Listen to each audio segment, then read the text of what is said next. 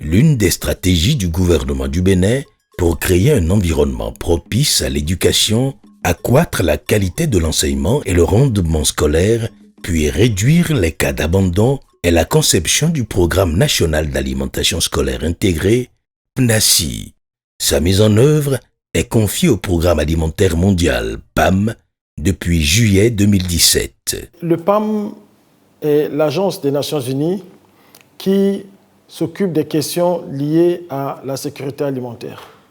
Donc, le gouvernement du Bénin a pensé que le PAM, en tant qu'agence des Nations Unies, pouvait les accompagner dans la mise en œuvre d'un tel programme et qui se veut intégré. Tout ça, ça rentre dans le cadre donc, des objectifs, de l'atteinte des objectifs de développement durable, notamment l'ODD 2, qui parle donc de la sécurité alimentaire. Plus de 3850 écoles primaires publiques du Bénin, soit un taux de couverture nationale de 51%, bénéficient du programme des cantines scolaires. Ce programme consiste à fournir à midi, chaque jour de classe, un repas chaud à chaque enfant de ces écoles-là. Mais au-delà de la fourniture du repas chaud, il y a aussi d'autres activités qui accompagnent, à savoir la formation, le renforcement de capacités des acteurs de la communauté scolaire sur la gestion des cantines, y compris la gestion des stocks de vivres, et également à les sensibiliser sur diverses questions touchant à la scolarisation des enfants, notamment les filles. Le programme est présent sur l'ensemble des 77 communes que compte le Bénin, et donc les 12 départements. Et il couvre aujourd'hui près de 650 000 enfants et qui mangent régulièrement. Les garçons représentent un peu plus de 55% et les filles 145%. Pour offrir un repas chaud et équilibré à midi tous les jours de classe aux enfants, le PAM approvisionne régulièrement les différentes écoles bénéficiaires à cantine en vivres à travers une politique d'achat bien définie. Nous avons 3 types d'achats. Nous avons les achats internationaux, nous avons les achats régionaux, nous avons les achats locaux. Pour les achats internationaux, il faut compter minimum 4 à 6 mois pour avoir les vivres à destination du port de Cotonou et faire les formalités, les charger vers les magasins régionaux. Et c'est de ces magasins régionaux que nous les envoyons vers les écoles. Il y a des achats régionaux. Et puis, nous avons les achats locaux. C'est ça qui constitue le gros lot des vivres que nous distribuons, c'est-à-dire les céréales, le maïs notamment, le niébé, que nous achetons sur le marché local. Avec l'aspect intégré du programme des cantines scolaires et la forte implication des populations à la base, les résultats du programme ont connu une nette amélioration. Les communautés sont les acteurs clés de la réussite et de la pérennisation du programme. Et donc, en plus des vifs frais que ces communautés apportent, elles contribuent également en termes de mise en place et de conduite, je vais dire, d'activités de pérennisation, comme le maraîchage, comme le petit élevage, qui, entre autres, contribuent à apporter les vivres, mais également garantissent que le programme perdure. Elles contribuent aussi à mettre en place certaines infrastructures de base, en l'occurrence les cuisines. Et c'est d'ailleurs cela qui dénote du niveau d'engagement et d'appropriation du programme par les communautés bénéficiaires. La cantine scolaire est très utile là pour moi ici et pour toutes les autres écoles aussi. D'abord, les enfants quittent Ouida et traversent le lac pour venir ici. Peut-être qu'ils sont venus sans argent. S'il n'y avait pas la cantine, c'est que ces enfants alors sont tenus de rester affamés durant tout le temps qu'ils vont passer ici. Aider-nous pour nous, mes parents les dessous. Bon, à son année, ça fait quoi monter? Tu m'as bon venir à sommer. Même invité pour venir pour vivre. Tu n'es y nous aller. Il va arriver pour nous noir. Ne m'y glémer les hommes. Mais voilà l'état me point. Avant qu'on n'a pas le cantine scolaire, j'allais chercher mes parents. Je mange et je reviens à l'école en retard. Même maintenant qu'il y a la cantine scolaire, je mange et je me repose. Quand tu vois donc les enfants, une fois manger, prennent leur cahier et s'asseoir à l'ombre pour étudier, pour se mettre en condition avant donc le démarrage de cours du soir. Moi, ça me fait donc de la joie. Dès que cette cantine est mise en œuvre rigoureusement dans mon école, le résultat vraiment était au beau fixe aussi. Le PAM fait du PNACI un outil de solidarité et de développement communautaire. Ainsi, autour de la cantine scolaire sont organisées d'autres activités dont l'élevage, l'agriculture, la pisciculture, gérée par la communauté et l'école, appuyée techniquement par plusieurs ONG réparties dans les différentes zones d'intervention. Des agences du système des Nations Unies et d'autres partenaires privés, le PAM, à travers le PNACI, aide plusieurs écoles à répondre à un certain nombre de besoins qui concourent à l'amélioration de la cantine scolaire. Un programme d'alimentation scolaire, s'il faut qu'il tienne pendant longtemps, il faut des synergies.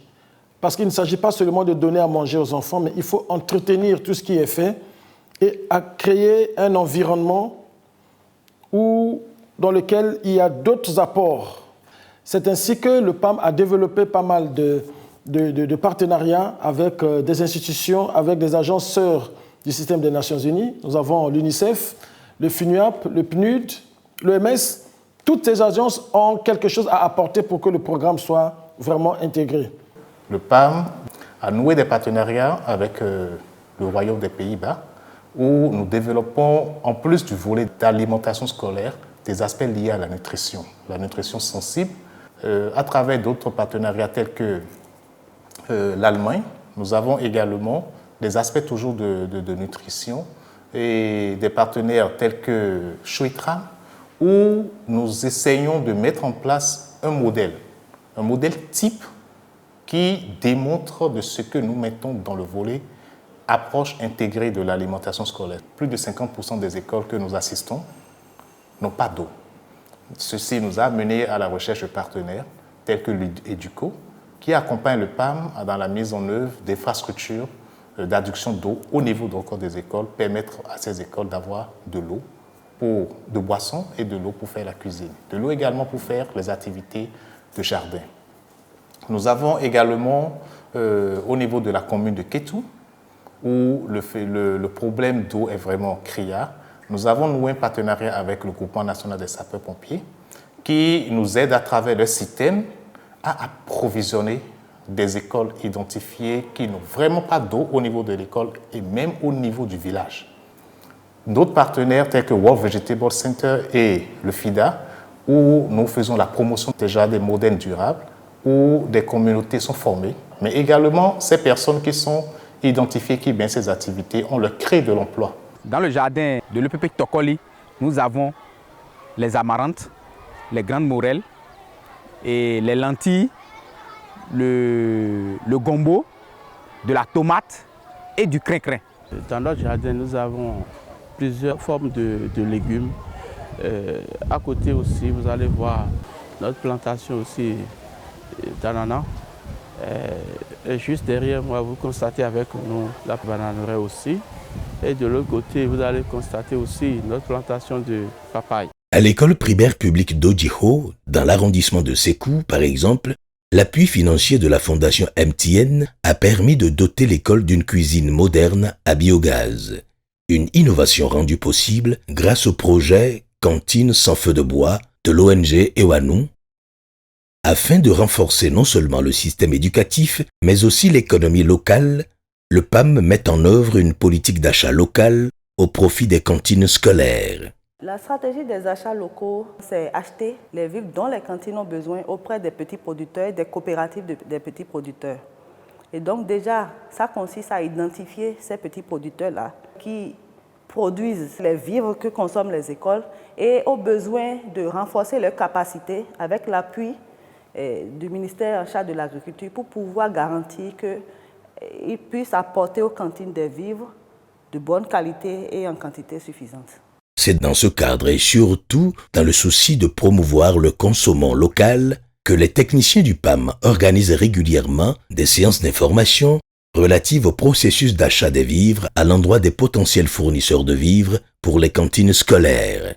Cette initiative de PAM vient quand même nous aider, même à 80% des produits que nous transformons.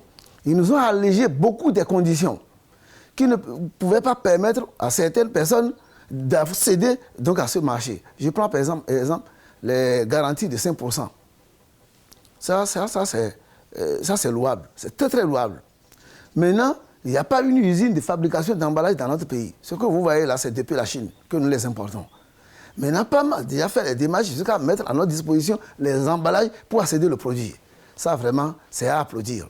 Je pense que si ce programme-là peut perdurer dans le temps, peut nous accompagner, je pense que ça va attirer à 100% la production du riz cultivé au Bénin. Malgré les nombreux progrès que connaît le programme des cantines scolaires, qui sont le fruit des efforts conjoints du gouvernement du Bénin, du PAM et des partenaires, certaines contraintes subsistent. La première des contraintes, c'est l'eau.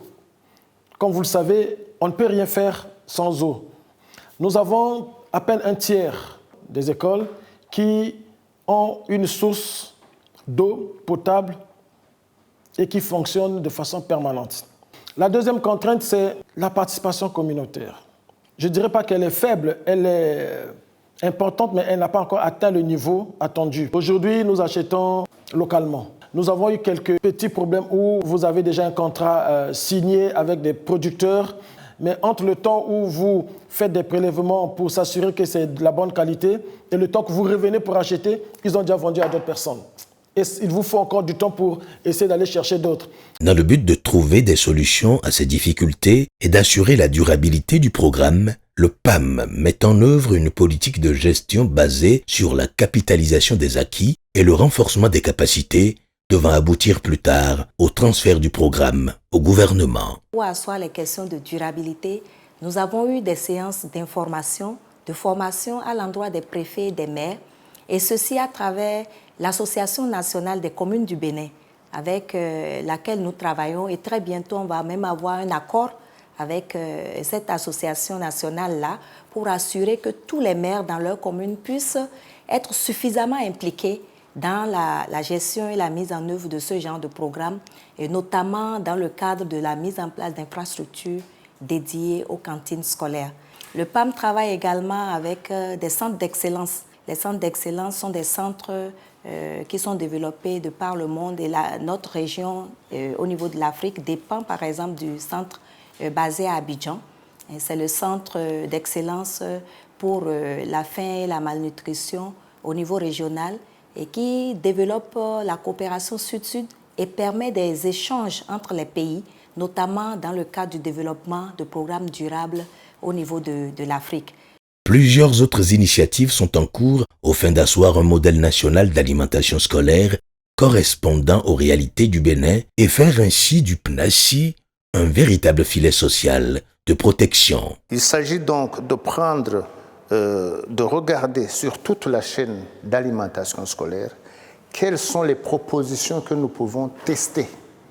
Nous testons, nous regardons les résultats que cela, et à la fin nous allons valider ça par le comité de concertation. Nous sommes également en train de commanditer une étude sur l'état nutritionnel des enfants, parce que plus tard nous devrons aussi faire un panier alimentaire adapté aux carences que nous aurons eu à constater. Nous sommes en train de travailler avec les usines qui produisent de l'huile localement, au besoin de les aider à améliorer les conditions pour que l'huile soit totalement achetée localement. Et donc c'est un travail assez important qui va nous amener demain à acheter 100% de nos produits qui sont donnés aux enfants localement. Le gouvernement a tellement investi qu'il faut essayer de travailler pour que le programme reste le plus longtemps possible et qu'il serve à plusieurs générations des enfants béninois. Alors il faut travailler sur une loi sur l'alimentation scolaire. Nous devons travailler à l'exemple, à l'image de certains pays qui sont déjà très avancés, avec une loi votée par le Parlement qui fait que même les budgets prennent en compte l'alimentation scolaire, aussi bien au niveau central qu'au niveau décentralisé, des communes, des départements, que l'alimentation scolaire fasse partie des priorités.